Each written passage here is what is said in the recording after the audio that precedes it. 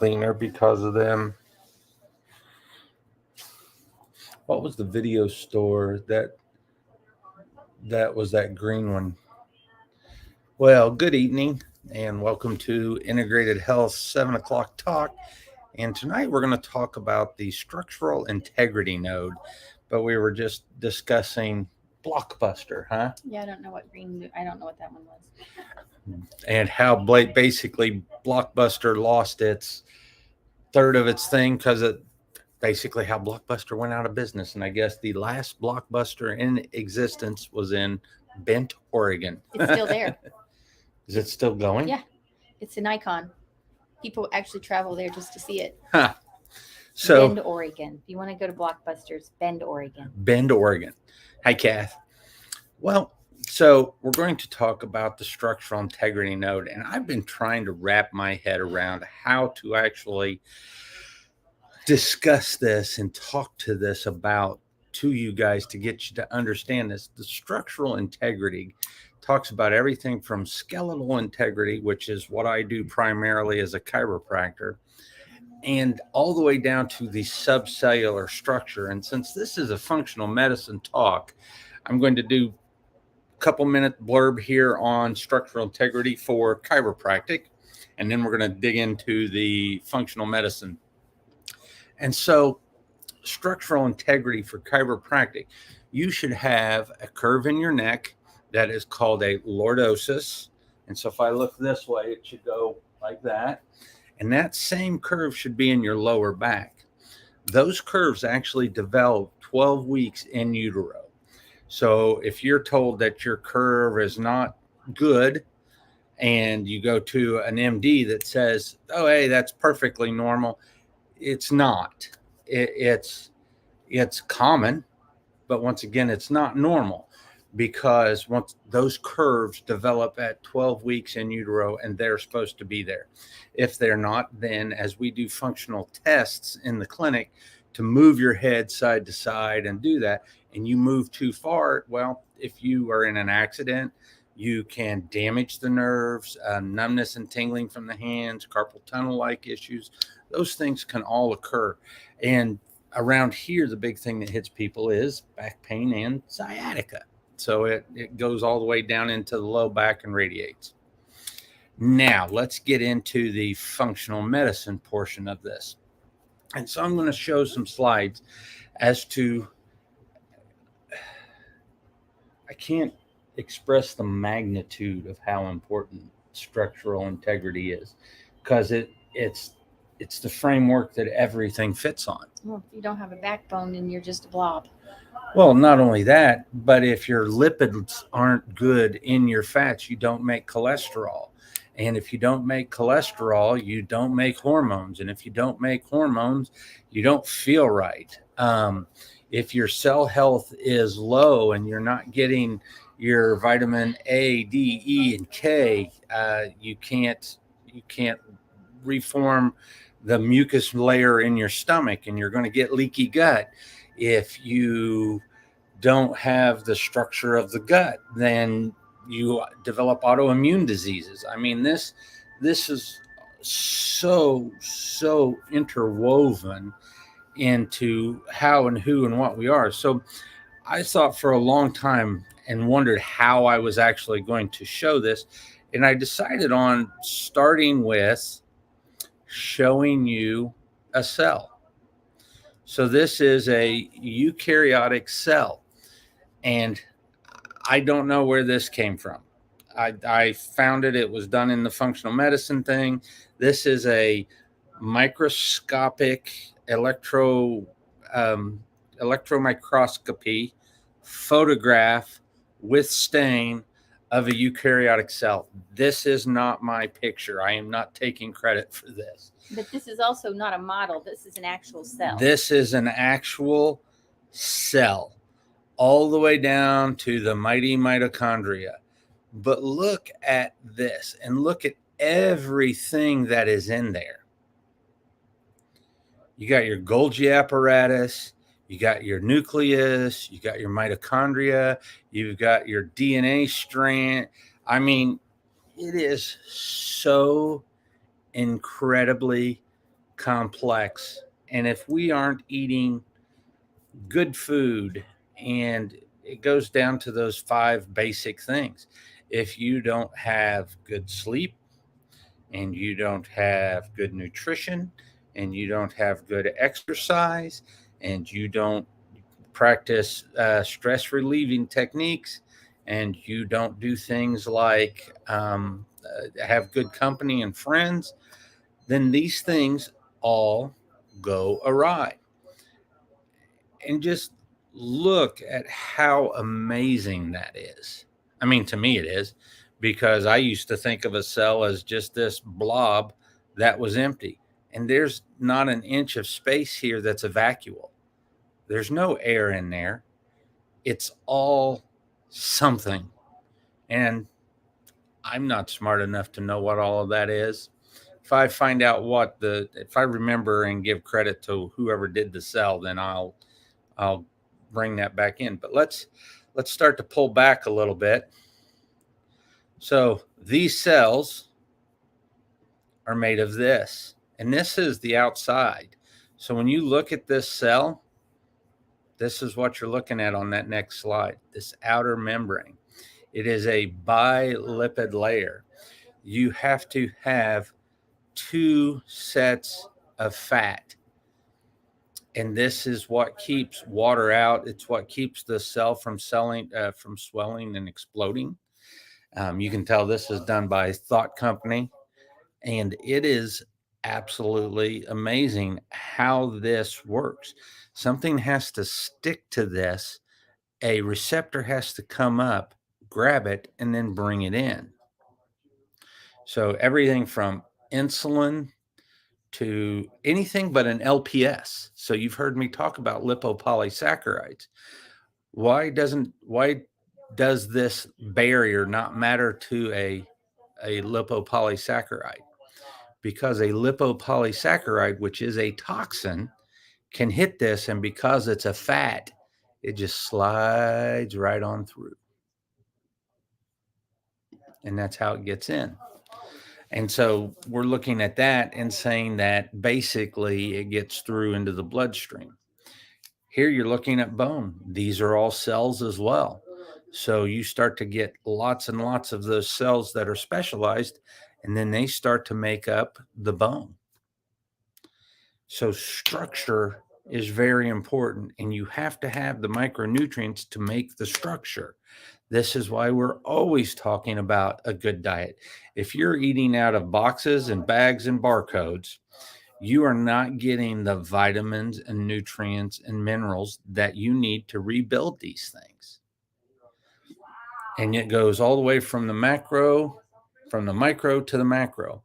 So when we look at structural integrity and we start to look at reactive arthritis, and so we're looking at stuff that is rheumatoid arthritis or psoriatic arthritis, any of these things, the intestinal permeability right here, it's important to know about that, because that intestinal permeability is what allows the autoimmune disease to start to happen.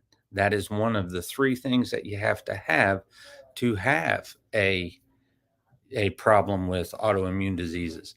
And that's where this reactive arthritis, it's an autoimmune disease, and you have to have the intestinal permeability for that to happen. And if the structure of the intestine breaks down, then you can start to form those antibodies.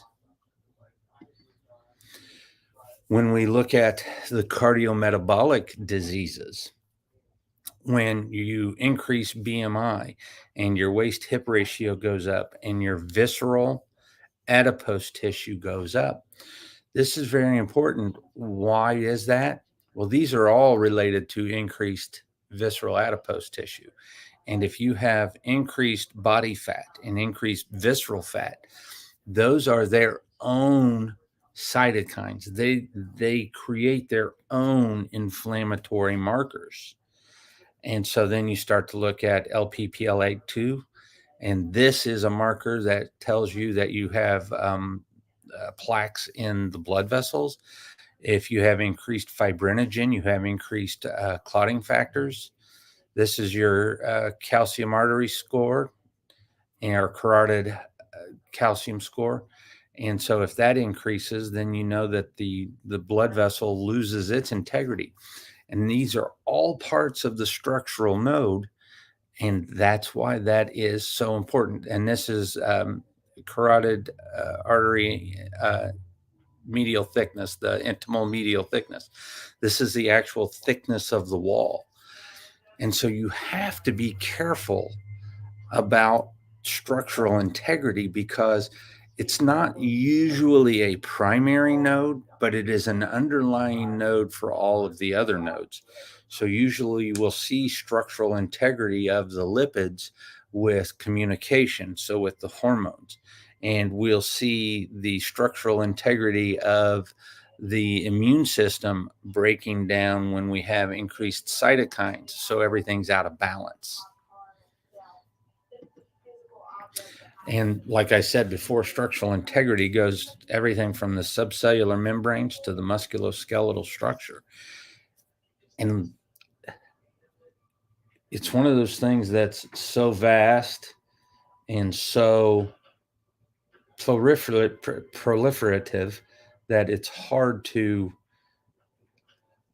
I could talk on this for weeks, just this part. Once again, looking at the bones and the hormones. If you have that intestinal permeability, you are going to oxidize lipids. You're not going to make the hormones. So not only are we talking about your testosterone and your estrogen and stuff like that, but we don't make the hormones that help you decrease osteopenia. I mean, how important is, if you go read studies on estrogen and estradiol and its importance to bone health, you know, that's right there with it. So structural integrity has to do with all of these components. That's why especially nutrition is so important. And if you get a traumatic brain injury, this starts to change the blood-brain barrier. So then you can start to have intestinal permeability once again. And this all breaks down into fatigue. These things are things that cause you fatigue. And that's a structural note. I mean, it's, what questions do you have? I don't know how to go about that. I mean, hun, what do you think? What is there anything you can think of that? I mean, I just don't know how to impress upon people how important this is. And why is it important to make sure that you're eating whole foods and clean foods and not getting glyphosate in there? Because glyphosate breaks down cellular structure. Toxins break down cellular structure. If you have a problem with any of the detoxification and stuff builds up, it's going to break you down from the inside out. And part of what it does is it breaks down your cellular health. So I guess I've been the doom and gloom guy today, but it's very important to know that stuff. What is glyphosate in? The better question, Susan, is what isn't it in? They've tested people that live in Maine, and Maine is supposed to be this really pristine area. There really aren't any factories or anything like that. 44% of the population had 44% of the population had glyphosate in their bloodstream, and they don't have factory farming there. So the big thing to think about in this case is think about people spraying their lawns. Think about weed control, 2,4-D. All of that stuff is kind of in the same vein. There is more glyphosate in Cheerios than there's more glyphosate in Cheerios than vitamin D, which we add to it. And how important is this? If you think about a hormone, we measure that in picograms. So that's like taking a dropper pulling up a drop of dye and dropping that into your pool. That's literally how sensitive the body is to hormones. And that's why these things are so important. And glyphosate is ubiquitous. It's throughout the food supply. Even your steel cut oats, your organic foods, which are not supposed to have any pesticides ever sprayed on them, they call it drift. And so if there's a field next to the field that is not organic, then you're going to have exposure to glyphosate. So it's very important to wash your foods. Environmental Working Group. This website has what is called the Dirty Dozen. And so if you go on there, they do the Dirty Dozen and they do the Clean 15. Don't eat strawberries unless you buy them organic. Yeah. They're the worst. Yeah. Strawberries are always Number up there. one. Apples are usually up there as well. So the thing that you just got to check it out and then wash your food. And when you wash your food, you need to do it with a spray that a food spray.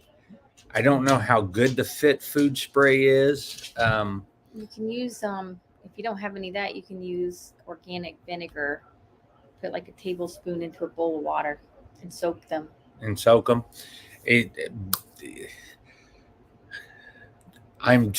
in the detox, which is not this portion, but I'm in the detox mode or node right now, studying for the certification test.